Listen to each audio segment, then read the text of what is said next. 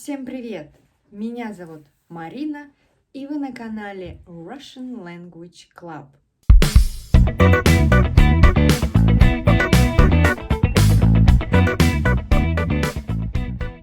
Сегодня я хочу рассказать вам, как в русском языке любят аббревиатуры, сокращения названий и как часто это встречается. Итак, аббревиатура. Что это такое? Это сокращение длинного слова или нескольких слов.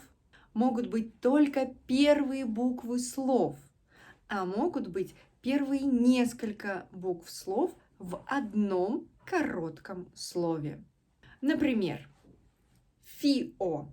Что это такое? Это фамилия, имя, отчество. Кстати, эту аббревиатуру вы можете часто встретить, если вы заполняете какие-то документы на русском языке. ФИО. Нам всегда требуется фамилия, имя и отчество для получения каких-то документов. Почему-то в русском языке, мне кажется, их любят больше всего. В русском языке у нас очень много аббревиатур. Возможно, это потому, что в советское время было много трудных, длинных, сложных названий, и их всегда сокращали, делали короче. Начнем с самого простого. СССР – Союз Советских Социалистических Республик. Тоже аббревиатура. Или давайте посмотрим, когда мы берем не первую букву слова, а когда мы берем только начало слова. Например, роддом – это родильный дом, место, где появляются маленькие дети. Вот, например, аббревиатура из английского языка, которую мы взяли именно в таком варианте в русский язык. Спам. В русском языке не было раньше такого слова. В английском языке появилась такая аббревиатура, что означает System Post Automatic Mail или Seriously Pissing Off Advertising Mail. Кстати, какой вариант правильный, вы знаете? В общем, если мы будем дословно переводить английские слова этой аббревиатуры, то мы не получим слово «спам», а в русском языке у нас существует именно такое слово «спам» или онлайн-мусор.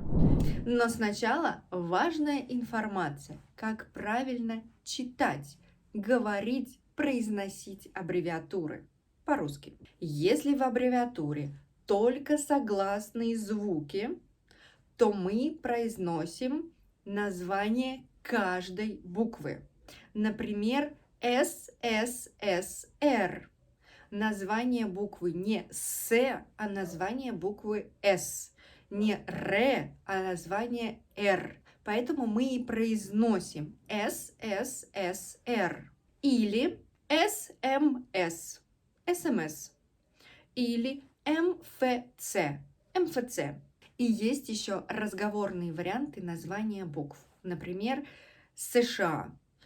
Чаще всего, честно, я слышу, что, и я сама говорю, что мы произносим США. Но есть такие люди, которые говорят США, США. Но такое крайне редко бывает. Говорите США. Если в аббревиатуре есть гласные буквы, то тогда мы будем читать слог. Например, ВУЗ. Мы не говорим ВУЗ. Нет, мы произносим ВУЗ. Или МИД. Или ГУМ. Есть аббревиатуры, в которых могут быть два предыдущих варианта. То есть мы будем читать и по слогам, и по названиям букв. Часто это бывает, когда согласных больше, и они все как-то вместе. Например, ГИБДД. Мы сначала читаем слог ГИ, а потом БДД, название букв. Итак, часто встречаемые аббревиатуры. Поехали? Точнее, давайте рассмотрим с точки зрения букв, которые есть в этих аббревиатурах. И пойдем смотреть на них по алфавиту. Буква А. Это может быть академия, например, РАН, Российская академия наук. Атомный, АЭС, атомная электростанция. Б. Кажется, в русском языке не так много аббревиатур с буквой Б. БАМ. Байкало-Амурская магистраль. Ее так называли по географическому признаку. Байкал, Амур и магистраль. В. Военный. ВВС. Военно-воздушные силы. ВМФ. Военно-морской флот. Еще В это может быть всероссийский, например, ВЦИК. Всероссийский Центральный исполнительный комитет. Был такой в СССР. Г. Конечно же, это государственный. Например, МГУ, Московский государственный университет. Или ГУМ, Государственный универсальный магазин. Или ГОСТ, Государственный общесоюзный стандарт. ГОСТ был принят еще в Советском Союзе. Но и сейчас, когда вы покупаете что-то в России, будет написано «соответствует ГОСТу». Буква «Д». Не так много аббревиатур с этой буквой, но все же они есть. Например, мы уже говорили МИД. Министерство иностранных дел. Есть еще очень известная организация в России ДОСААФ.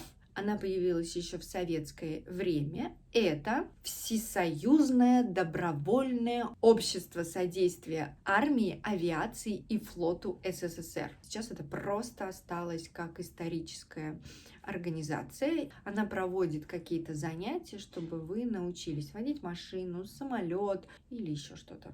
Может быть, ДДТ. Думаю, может быть, вы слышали об этой музыкальной группе. Я долго думала, что эта музыкальная группа называется потому что артисты познакомились в Доме детского творчества. Но говорят, что нет, это неправда.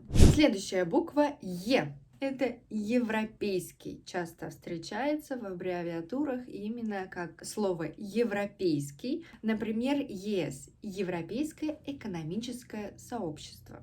Буква Ж. Жилищный. ЖКХ. Жилищно-коммунальное хозяйство. Кто живет в России, я думаю, вы хорошо знаете, что такое ЖКХ. А может быть, даже это известно не только для России, а для многих республик, которые входили в состав СССР. Что-то в этом видео очень много аббревиатур. Давайте пойдем дальше. Буква И. Опять же, не так много аббревиатур. Самая частотная аббревиатура, которая начинается с буквы И, это Интерпол. Интернациональная полиция. Вообще, Интерпол – это транслитерация с английского языка. В английском языке есть такая аббревиатура. International Criminal Police Organization. Еще может быть и как иностранный. Опять же, МИД. Министерство иностранных дел. Или искусственный. ИИ. Искусственный интеллект. К. Конечно же, это коммунистический. КПСС. Коммунистическая партия Советского Союза. А также К. Это комитет. КГБ. Комитет государственной безопасности. Буква Л. Есть, например, известный театр Ленком. Это Московский государственный театр имени Ленинского комсомола. То есть чаще всего аббревиатура Л обозначает Ленин, ленинский, ленинизм и так далее. Чаще всего, опять же, это чаще всего, это не всегда. Я в этом видео называю вам именно аббревиатуры, которые на слуху, которые мы часто говорим, мы часто слышим. Дальше, буква М, международный. МОК, Международный олимпийский комитет. М, Московский, МГУ, Московский государственный университет. М, это министерство, опять же, МИД. М – это также междугородний, обратите внимание, международный, между разными народами, между разными странами, и междугородний – это внутри государства, но между разными городами. Например, МТС – междугородняя телефонная сеть. Следующая буква Н. Н – это научный. Например, НТР – научно-техническая революция.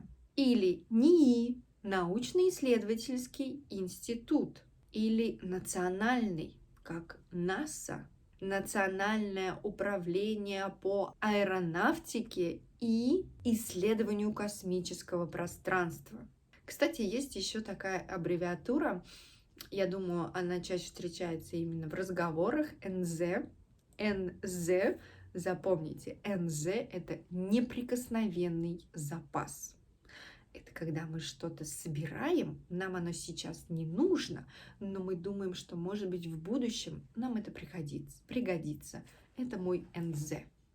Буква О. Организация. ООН. Организация Объединенных Наций. Может быть, еще это общество. ОАО. Открытое акционерное общество. У нас даже есть ЗАО. Закрытое акционерное общество. Буква П. Партия. КПСС. Коммунистическая партия Советского Союза. П. Профессиональный. ПТУ. Профессионально-техническое училище.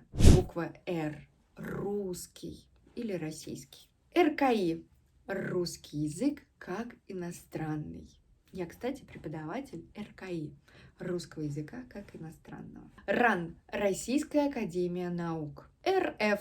Российская Федерация. Буква С. Это, конечно же, советский или социалистический. СССР.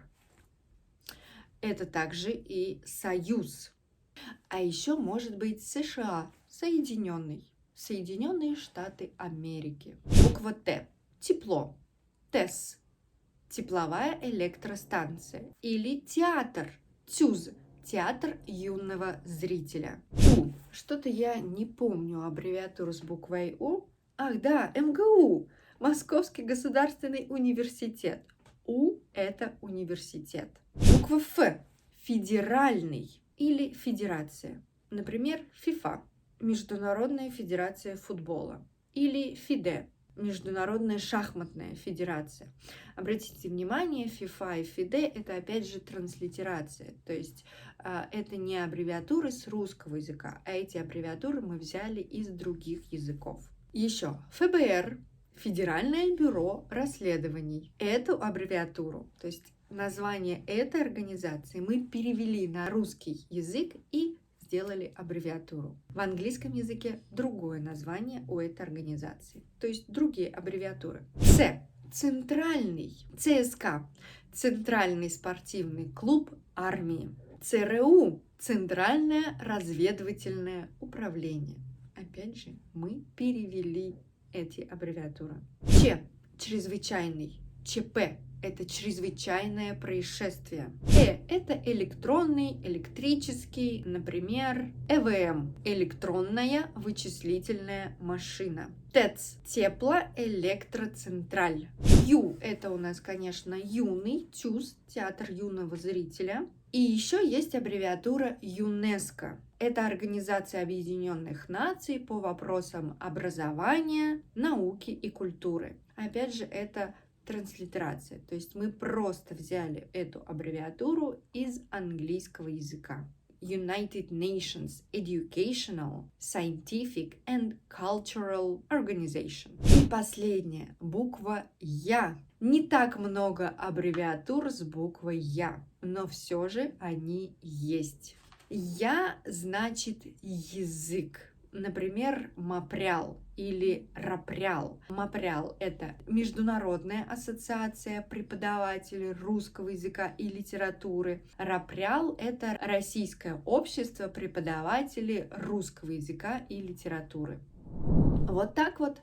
Не все буквы в русском языке встречаются в аббревиатурах. Ну, например, мягкий знак, твердый знак или «ы». Еще «ш», «щ» и другие буквы. В комментариях напишите, какие аббревиатуры вы уже знали, а какие аббревиатуры еще новые вы знаете. И давайте попробуем составить вместе список аббревиатур, которые знают иностранцы, которые изучают русский язык. Вот и все.